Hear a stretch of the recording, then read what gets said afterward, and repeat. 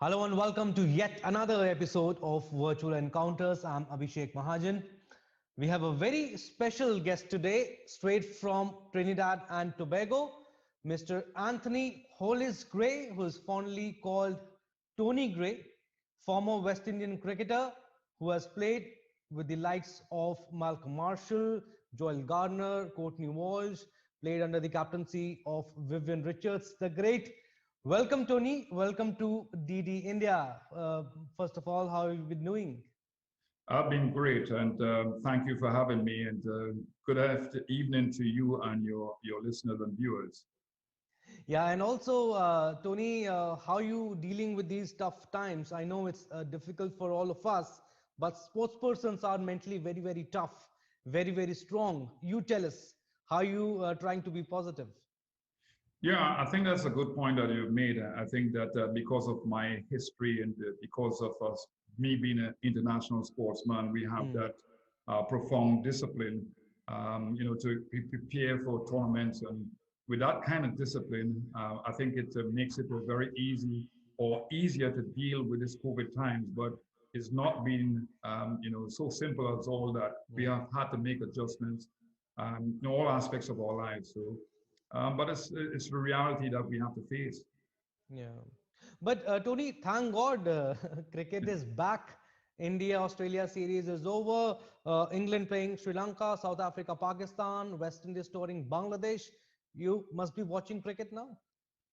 Watching cricket and loving cricket again. People have the misconception, or some people had the misconception that Test cricket was dying. It Yeah. is not dying because Australia India series was a wonderful series, and captivated everybody, even the people that don't like cricket. Yeah. Yeah, we'll talk about that. I'll come to India Australia series, but let me talk about you first. I mean, tell us your life as a cricketer, and then as a coach, you are a commentator too. Tell us which role did you like the most? Well, I think that my life as a cricketer, I just love sport in general, and I am one of the only boy in the family of five children. My father, who was recently died last year, and who was a sport enthusiast, he used to take me to Queens Park Oval, and I saw West Indies play, and I remember seeing Michael Holden, who became my idol. That was captivating for me, and I wanted to play for the West Indies team. So Okay. in those days, I was a goalkeeper, football goalkeeper, or Okay. soccer goalkeeper, Okay. and playing cricket to a Coles level, that's under 21 level. So I had to make the transition to play cricket, and I played So Michael one Holding, you are game. saying, was the inspiration Yes, to play? bowling Okay. was my inspiration. Great. Because of the way he did things, right? It seemed so simple, poetry in motion. That captivated me a lot. The pace that he bowled, the athleticism that he showed, so that stayed cemented in my mind, and I wanted to be like him. In Hmm. my days, Trinidad and Tobago didn't produce any fast bowlers to play on the West Indies team. So I became the first fast bowler Yeah. in 34 years to play for the West Indies team from this country. And then Ian Bishop followed me. So, I played all types of games and sports as a child. And Okay. the inspiration was always to play for the West Indies team. Love it. Hmm. Okay. What all sports did you play? Basketball, cricket? You want to mention the sports that you play? Yeah, basketball, because of my height, I'm 6'7.5". Don't forget a half. Yeah. Table tennis, soccer. I was a goalkeeper. Okay. I played badminton. I played all sports. I Wow. used to do some running too. And also Hmm. did a little boxing. You want to describe the later part of your career when you left cricket as a coach and then a commentator? Yeah, I mean, I stayed in playing for the West Indies team. Just played 5 Test matches, 25 one days. So Hmm. I sustained a lot of injuries, and obviously in my days you had a lot of fast bowlers to contend with and compete with.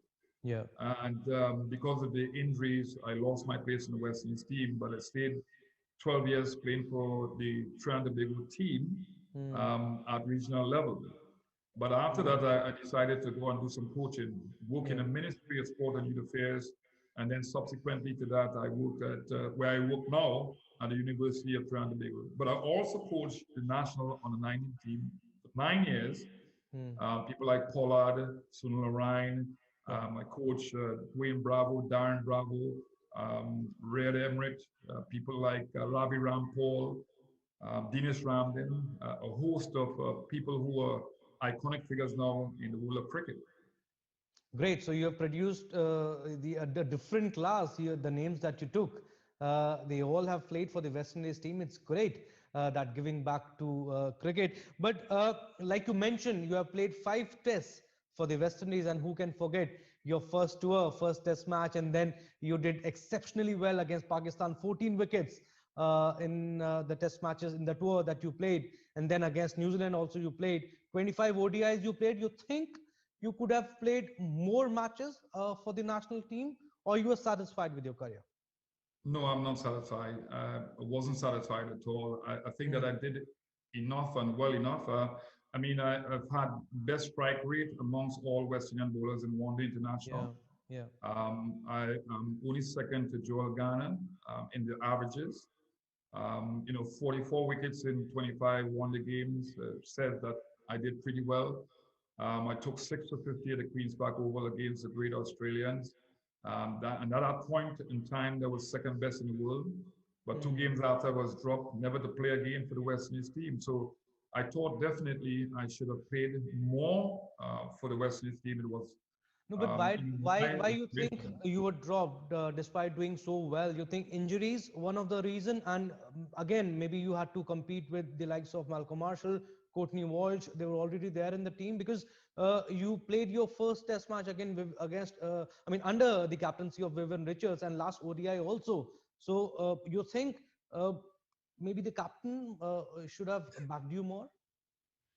Yeah, I mean, some people thought it was the regional politics, cricket politics, and it happens all over the world.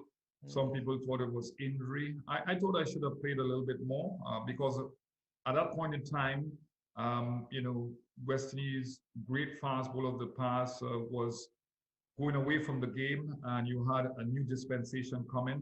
Okay. Myself, people like Courtney Walsh, and people like Curtly Ambrose, they Hmm. went on to play a lot of Test match cricket and one-day internationals, but Hmm.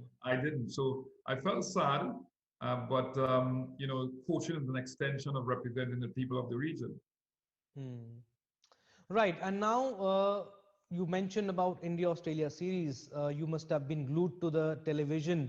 I'm sure in the last day of that test match, the fourth test match that India won at the Gaba, Fortress Gaba.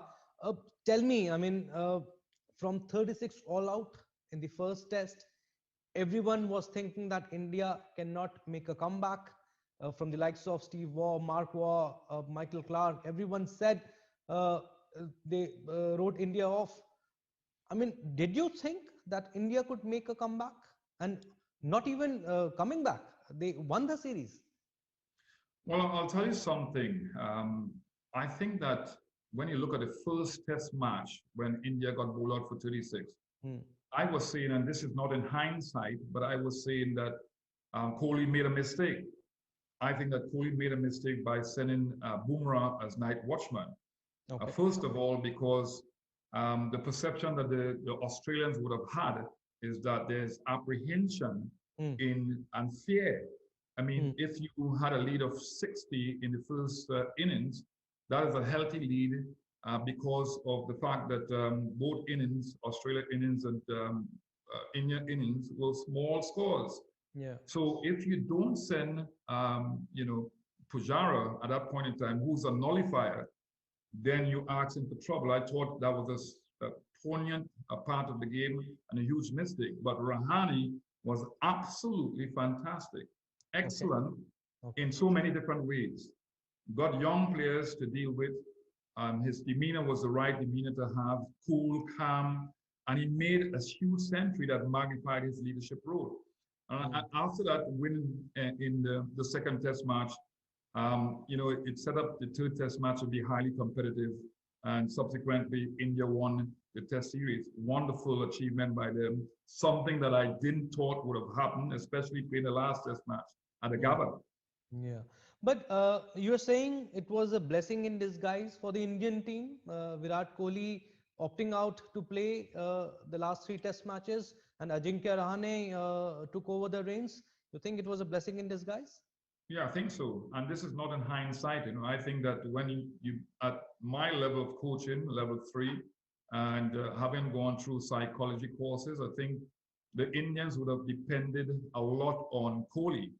And what has happened and did happen is the fact that when Kohli went back to the birth of his first child, Hmm. it seemed to make everybody roles magnified. So it was much more of a team effort than a dependence on Virat Kohli.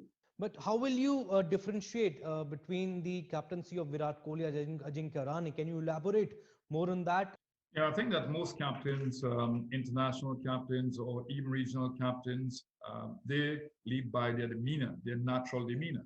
Yeah. The best captains in the world, the best actors in the world, so they can be situational, right? But you're right in saying that Virat Kohli, I think, has the type of demeanor that ignited a type of passion and type of aggression in the Indians that was not there before.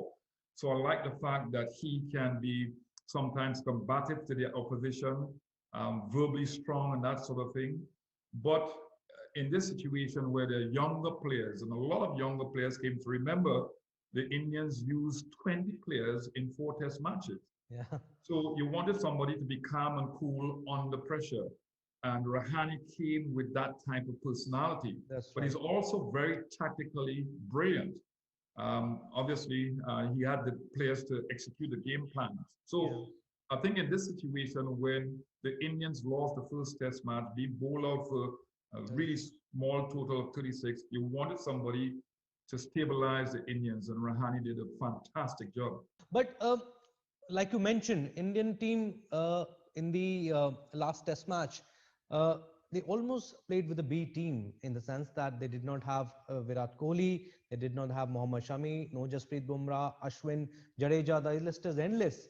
But where did you think Australian team lagged behind? Because they had all the players, best players in the team, uh, lethal bowling attack, superstars in the batting lineup. Where did you think they lagged behind?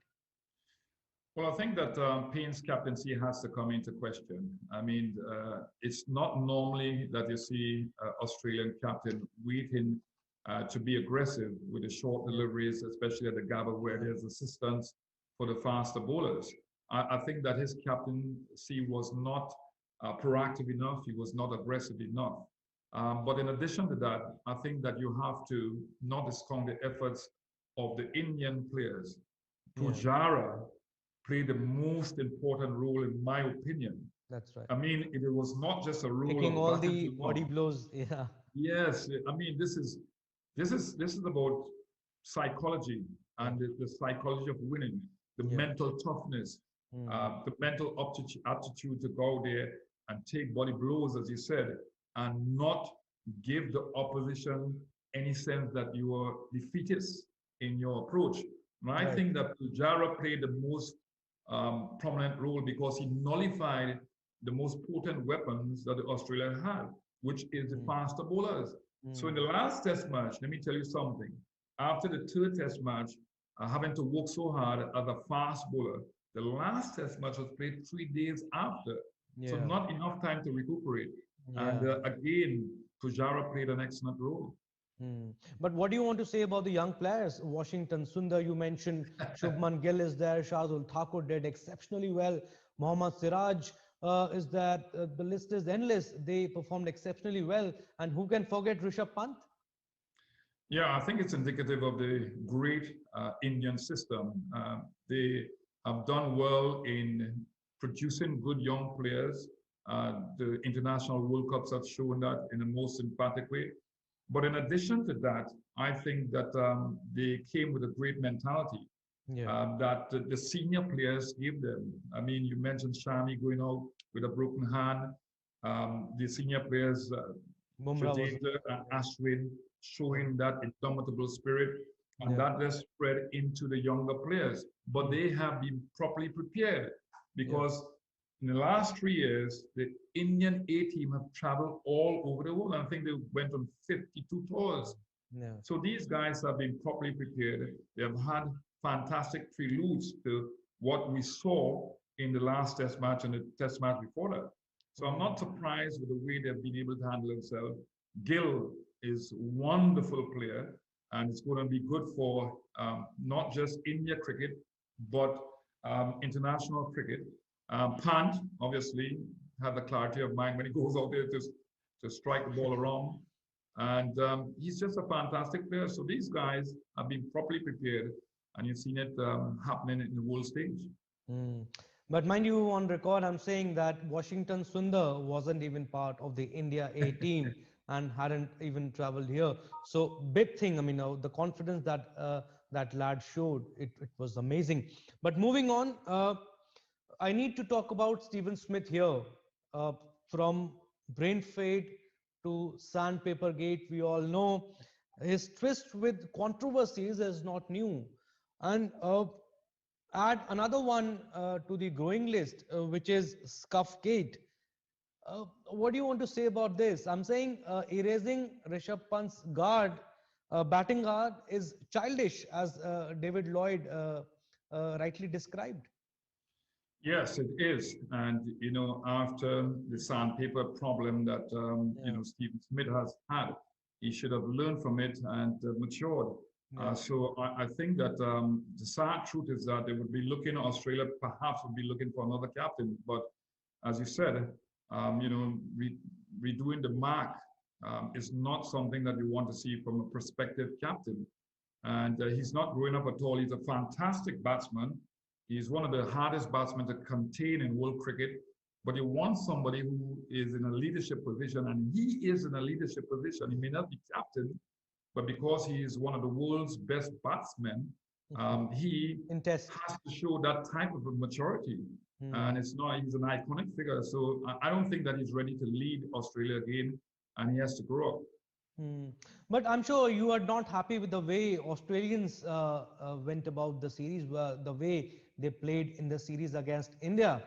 I mean, I'm talking about sledging here. They had such a good team, and I mean, using swear words, and that too, it was caught on stump mic. We all heard what Tim Payne said to R. Ashwin, and uh, I mean, the list is endless. I mean, what do you want to say? I mean, should Australia they should have done all this? It shouldn't be a part of the game. I Yeah. mean, sometimes you want to get into the minds of the opposition and try to distract them in other ways, but sledging is not supposed to be part of the game. Obviously, the Australians have a great legacy to uphold, and they desperately need to win, but they mustn't win at all costs. So that should not be the part of the game, especially in the climate that we face now in the world, where racism and negative statements are concerned. So I think that they must be mindful, and the managers of these Australians and other test playing countries must insist that better behavior prevails. Yeah, but I mean, where should the ICC draw a line? Because some people say that healthy sledging. I don't know what they mean about that. Healthy sledging is good for cricket. Maybe they are pointing out that a little stare is okay, but the way Australian they had gone to that level, which is not acceptable at all. Do you think that they should draw a line, or they should stop it, stop this sledging at all? Well, it depends on what you mean by sledging. People have different interpretations of sledging. Yeah. If you are verbally abusive, that is not good. It shouldn't be a part of the game. But if you, for example, if you're a fast bowler and you pass next to a batsman and you want to get inside his mind and say, well, I don't think that you're coming forward enough or something to put him off. But Hmm. being verbally abusive should be stopped. Now, Yeah. I think that there should be no gray matter where that is concerned. There must be an insistence by the ICC to put a stop to sledging. Hmm. But Indians faced racism comments also. I mean, you cannot blame players for it, but the crowd at the SCG passing racism comments, and we are getting this news that the umpires they had also given options to Indians to opt out of the to leave the Sydney Test and move on to the next Test match. I mean, it's really disappointing that Indians had to face the racism comments also and what Australians did, sledging and all, and then India coming out and winning the series. Yeah, and that's why I think that people with a powerful influence, like the players on the field of play, have to understand the impact they will have where Hmm. the crowds are concerned. If you are sledging on the field of play, it will encourage the crowds to behave that way. But Hmm. in this climate that the world has faced, Black Lives Matter, we Yeah. cannot afford to have people coming and sledging any of the players. And I think it was not right for anybody, any fan member, to sledge any of the team members, the Australians or the Indians. So I think the authorities did the right thing in Sydney to take and remove the fans who were Yeah. presumably sledging Yeah. the young Siraj. Yeah. But Tony, Tim Payne coming out after the test match, the third test match, doing a press conference and saying that it wasn't a good leadership by me. And sledging is not new for the Australians, right from Steve Waugh days, Mark Taylor, Ponting. I mean, everyone now under the captaincy of Tim Payne. What does it show? I mean, Tim Payne coming out after the third test match, doing an impromptu press conference and telling that this was not a good leadership by me. Well, he has to admit because he is Yeah, ashamed of what occurred. yeah. My thing Things is things that, went very far. Yeah, yeah, too yeah, far. my thing is that the players have to be re-educated. Hmm. How they handle press, for example, is important when you're Hmm. talking about things like sledging, when you're talking about things like racism. Yeah. I think that he was asked a question about racism, and he was very uncomfortable, and you could understand why, because they have not faced that. So I think that the way we re-educate our cricketers to handle press and deal Hmm. with these situations is important. But as I said before, sledging has should have no part in international cricket or any level of cricket. And seldom we saw West Indies bowlers. I mean, sledging or using swear words on the field. You had your own ways of dominating the batsmen. Yeah, I mean, if you look back in retrospect, as you mentioned in the early parts of the program, I played with the late Malcolm Marshall, who was wonderful fast bowler. Yeah. I am very good friends with Sir Andy Roberts, who Okay. calls me all the time and we communicate. Michael Hoolin was my idol. Yeah. Joel Garner, 6'10" and a half, a giant of a man, physically and emotionally too, because all those guys cared about the West Indies people and represented them. And we never really sledge. We would probably say a word or two, but never really sledge. We let the ball do the talking, and that's the way sport should be played. Let performance, prevail, and not Right. negative things coming out from their mouths. Mm, right. But Tony, you have played most of your cricket under the captaincy of Vivian Richards. We have heard stories about him, the way he used to dominate. But you are the best person to answer this question, to tell us about Vivian Richards, about his captaincy, the way he carried himself in the team, in the dressing room, the relationship that he shared with his team members. Tell us about him that we don't know. Well, I think that Sir Vivian Richards was very strong Yeah. personality. He believed in the proper representation of the people of the region, 7 million of them. He always insists on doing the right things and being 100%, not just in the game itself, but in practice. He led by example. He was a fantastic batsman, brilliant fieldsman, overall a fantastic athlete. But he had this consciousness, this rutical consciousness that he insisted on the older players, the younger players, Okay. doing the best they could have done. And that's why he was a very successful captain too. But he led by example, primarily led by example. Indeed, indeed, one of the best batsmen in cricket history, and maybe a wonderful captain also. But again, what's wrong with the current West Indies team, Tony? I know they have started doing well, but I mean, senior players, the likes of Chris Gayle, Bravos, these players are not playing for the national team. I mean, it's not good, no. It's disappointing. It's very unfortunate that these players are not representing the West Indies team, although they are doing so well for their leagues that they're playing for. Yeah, it's unfortunate because if we have to have a resurgence of West Indies cricket again, and I want to be a part of that because I have a passion to help where that is concerned, we have to have the best players playing. And I think the CWI, the governing body of West Indian cricket, must perhaps look at and review their policies and insist that players represent the regional team because it's not easy for us to have a cricketing system that develop players and they, time and time again represent other franchises, T20 franchises at most, and do not represent the regional team. So I think the CWI must look at the policies where that is concerned. But you think the current crop of the West Indies team, maybe current crop or future crop, they can bring the past glory back of the West Indies, 1975, 1979, the way they dominated the cricket? You think the current crop can bring the past glory back? That's a fantastic question. It's a fantastic question because people are asking why.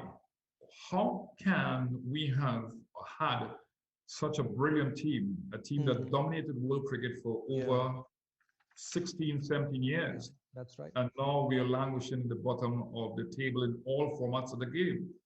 One of the problems that we have had, and it hurt me a lot, is that we don't do the research. We didn't understand why we were the best team in the world. We talk about county cricket a lot. We talk about the fact that we had a trainer, Dennis Wade, that nobody else had.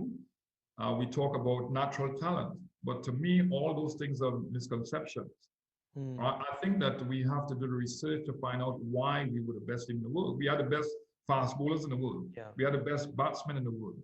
We had one of the best wicketkeeper batsmen in the world. We had brilliant fieldmen in the world. So what we have seen is a lot of the things that cause those things to happen being taken away from our game. It's like India.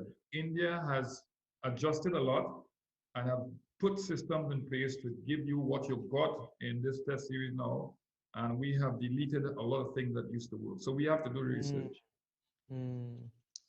Right. Some lighter part now, Tony. The other day I was speaking with Gus Logie. He sang a wonderful song for us. I know how Jamaicans are, how Trinidadians are. I mean, they know how to enjoy life. They don't stress out. You want to maybe sing a song for us? Sing a song for us if you can. Okay, but I'm a romantic, so I'm. Sure, go ahead. I mean, whatever you want to. Last night I saw you standing, and I started pretending I knew you, and you knew me too. That's about it. That's wonderful. Thank you, Tony. Thanks for giving us your precious time. Enjoyed talking to you. You were wonderful in giving your answers. Thank you so much, and all the best for your future endeavors. Thank you for having me, and good luck and stay safe. Thank you.